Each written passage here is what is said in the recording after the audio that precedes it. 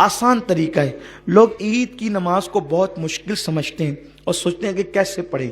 आसान सी बात है, हमने 2 रकअत नमाज पढ़नी है और उसकी नीयत इस तरह करनी है, नीयत की मैंने नमाज ईद उल फित्र वाजिब अदा करने की, वास्ते अल्लाह के, मुँह मेरा काबा शरीफ की तरफ, पीछे इस इमाम के 6 तकबीरों के साथ।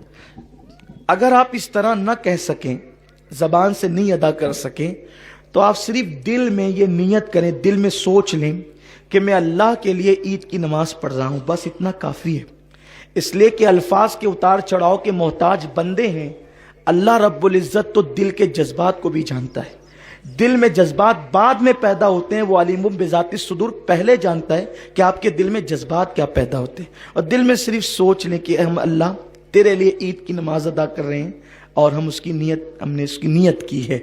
उसके बाद जो है तकबीर तहरीमा होगी, यानी इमाम जो है वो कानों की लौ तक हाथ उठा करके तकबीर कहेगा, जो पहली तकबीर होती है। आपने भी तकबीर तहरीमा कहकर नाफ के नीचे हाथ बांध लेना है। इमाम साहब सना पढ़ेंगे, आपने भी सना पढ़नी है। सना पढ़ने के बाद हमारे मामूल से हटकर 3 तकबीरें होगी। उन 3 तकबीरों में हमने करना यह है कि पहली तकबीर में कानों की लौ तक हाथ ले जाना है और छोड़ देना है, और दूसरी तकबीर में भी कानों की लौ तक हाथ ले जाकर छोड़ देना है, और तीसरी तकबीर में कानों की लौ तक हाथ ले जाकर हाथ को बांध लेना है। 2 तकबीरों में हाथ छोड़ देना है और तीसरी तकबीर में हाथ को बांध लेना है। उसके बाद किरात होगी, रुकू सुजूद होंगे, फिर दूसरी रकत के लिए हम खड़े होंगे तो किरात होगी, और जब किरात मुकम्मल हो जाएगी तो अब 4 तकबीरें होंगी।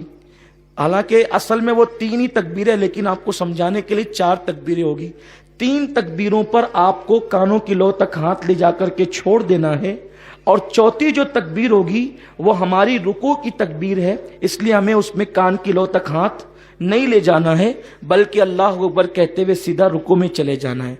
आसान सी चीज है कि पहली रकत में भी 3 तकबीरें हैं और दूसरी रकत में भी 3 तकबीरें हैं जो ज्यादा हैं, लेकिन पहली रकत में किरत से पहले 3 तकबीरें हैं और दूसरी रकत में किरत के बाद 3 तकबीरें हैं। और पहली रकत में 2 मरतबा हाथ उठा करके छोड़ देना है, तीसरी में बांध लेना है, और दूसरी रकत में तीनों तकबीरों पे हाथ छोड़ देना है, और जो चौथी तकबीर है वो रुकू की हमारे मामूल की तकबीर है, उसमें हमने रुकू में चला जाना है। फिर उसके बाद जैसे हम नमाज अदा करते हैं अपने मामूल के मुताबिक हम नमाज अदा करेंगे। नमाज अदा करने के बाद इंशाअल्लाह ताला फिर खुतबा होगा और खुतबे के बाद फिर दुआ होगी। अल्लाह ताला फजल फरमाए।